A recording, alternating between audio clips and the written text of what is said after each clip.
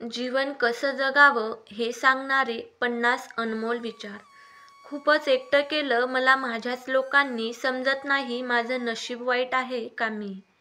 कोणाला कितीही द्या, कोणावर कितीही जीव लावा, कुठेतरी काहीतरी कमी पडतंच.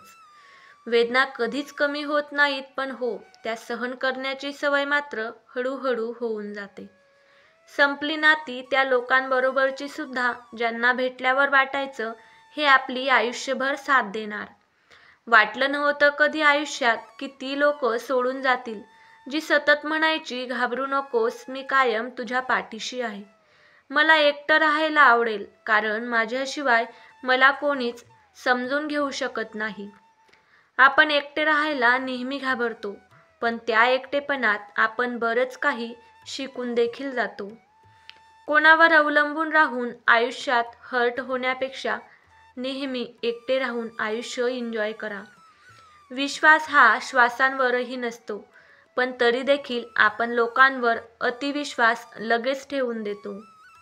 या जगात कोणालाही विसरा, पण अशा व्यक्तीला अजिबात विसरू नका, जो तुमच्या पाठीशी कायम उभा राहिला आहे. रोज बोलणारी व्यक्ती जर एक दिवस नाही बोलली, तर आयुष्य संपल्यासारखे वाटते. कधीकधी मनात नसताना सुद्धा अशा व्यक्तींपासून दूर जावं लागतं, ज्या व्यक्तींसोबत आयुष्य घालवण्याची इच्छा असूनही एकटं राहावं लागतं. जे आहे त्याच्यासाठी वेळ काढत जा. कदाचित उद्या वेळ असेल, पण ज्यांच्यासाठी वेळ काढला आहे ती व्यक्ती नसेल.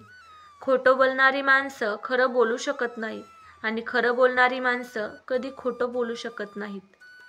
लोकांचे रंग सरड्याप्रमाणे असतात, परिस्थितीनुसार स्वभाव बदलत असतात.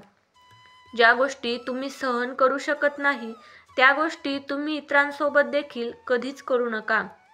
स्वार्थाने नाती तुटतात, त्यात थोडेसे प्रेम घातले तर ती नाती पुन्हा जोडली जातात. स्वार्थी माणसांवर विश्वास ठेवणे म्हणजेच आपल्याच पायावर दगड मारून घेण्यासारखे असते. या स्वार्थी दुनियेत कोणीच कोणाचं नसतं. न पारखलेलं नातं एकदा धोका देऊ शकतं. तुम्ही एखाद्याशी कितीही प्रामाणिक राहा, जर ती व्यक्ती स्वार्थी असेल तर ते तुम्हाला त्रास देणारच. पूर्वी लोक काळजीपोटी फोन करायचे, आणि आता लोक फक्त गरजेपुरतेच फोन करतात. स्वार्थी माणसं जेव्हा जास्तच गोड बोलू लागतात, तेव्हा अशा माणसांपासून सावध राहावे. मनातून एखादी व्यक्ती उतरली की तिच्याकडून जास्त अपेक्षा करणे सोडून द्या. माणसं फक्त गरजेपुरती जवळ येतात, आणि गरज संपली की आपल्या आयुष्यातून आपल्याला न सांगताच निघून जातात. नाते सांभाळताना कधीकधी इतके झुकले जाते की खूप जण आपल्याला अधिक झुकवण्याचा प्रयत्न करतात. जीवनात दुसऱ्याला नाही तर स्वतःला बदला, कारण त्यातच आपला फायदा असतो. आपल्याला जे आवडतात त्यांच्यावर प्रेम करण्यापेक्षा जे तुमच्यावर मनापासून प्रेम करतात त्यांच्यावरच प्रेम करा. कधीकधी आपण ज्यांच्यावर खूप प्रेम करतो अशा व्यक्ती आपल्यापासून दूर राहतात. चेहरा बदलला तर त्रास होत नाही, पण माणसं बदलण्याचा खूप त्रास होतो. मला असं वाटतं कधीकधी स्वार्थी होण्यातच इतकं शहाणपण आहे, कारण निस्वार्थ माणसांच्या नशिबी कायम एकटं जगणं लिहिलेलं आहे. ही दुनिया खूप मतलबी आहे. काम असेल तरच प्रेम करते, नाही तर दुर्लक्ष करते. जगात खूप स्वार्थी लोक असतात, जे आपलं काम झालं की आपल्याला असे विसरतात की आपण कोण आहोत याचा त्यांना विसर पडतो. स्वार्थी लोक आयुष्यात आली की आपल्याला आपली किंमत कळायला लागते. नातीही आता व्यवसायासारखी झाली आहेत. प्रेम कमी आणि स्वार्थ जास्त. नातेवाईकांचा खरा चेहरा तेव्हा कळतो ज्या वेळेस तुम्हाला त्यांची गरज असते. स्वार्थी माणसाला सोडलेलंच बरं असतं, कारण अशा व्यक्ती आयुष्यात कधीही बदलू शकत नाहीत. मतलबी लोक नसते तर आपलं आयुष्य इतकं वाईट झालं नसतं. ज्या लोकांना तुमच्यापासून दूर जायचं आहे ते तुमच्यात काहीतरी दोष शोधून तुमच्यापासून दूर जातातच. रक्तापेक्षा अश्रू श्रेष्ठ असतात, कारण शरीराला जखम झाली तर फक्त रक्तच बाहेर येतं, पण अश्रूंना बाहेर येण्यासाठी मनाला जखमी व्हावं लागतं. जखम करणारा विसरून जातो, पण जखम ज्याला झाली तो कधीच विसरत नाही. कधीकधी लक्षात ठेवण्यापेक्षा विसरणंच जास्त अवघड असतं. अपयश हे वाईट असतं, पण प्रयत्न न करणं हे त्याहून देखील जास्त वाईट असतं. जीवनात कधीच नाराज होऊ नका. काय माहीत तुमच्यासारखे जगणे इतरांसाठी स्वप्न असू शकते.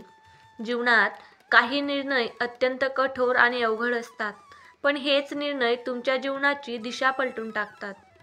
जीवनात जगाला नाही तर स्वतःला बदला, जग आपोआपच बदलून जाईल. जीवनात शांती हवी असेल तर लोकांचे म्हणणे मनाला लावणे कायमचे सोडून द्या. नात्याचा खरा सन्मान समजून व सांभाळून घेण्यात असतो. तडजोड केल्याशिवाय कोणतंही नातं टिकत नसतं. एकटे राहायला शिका. प्रत्येक वस्तू आणि व्यक्ती आयुष्यभर कधीच तुमच्या सोबत नसतो.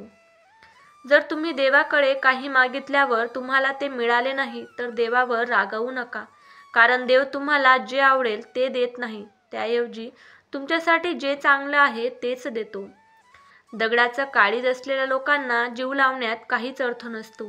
त्यापेक्षा स्वतःच्या काळजावर दगड ठेवून एकटं राहिलेलं केव्हाही बरं.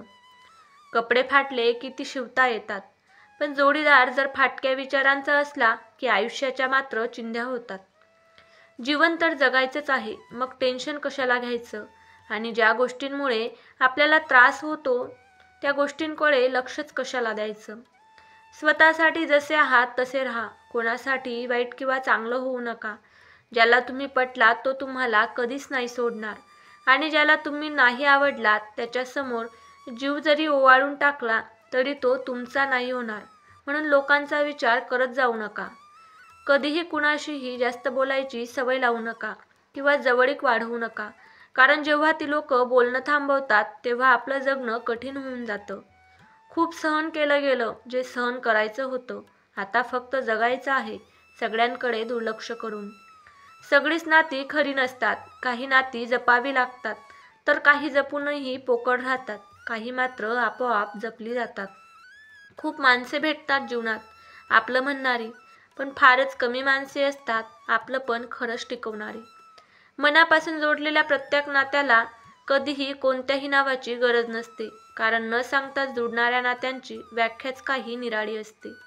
कदाचित एकांतात राहण्याची तुम्हाला भीती वाटत असेल, परंतु कोणत्याही त्रासदायक नात्यांमध्ये राहून तुमचीच हानी होईल.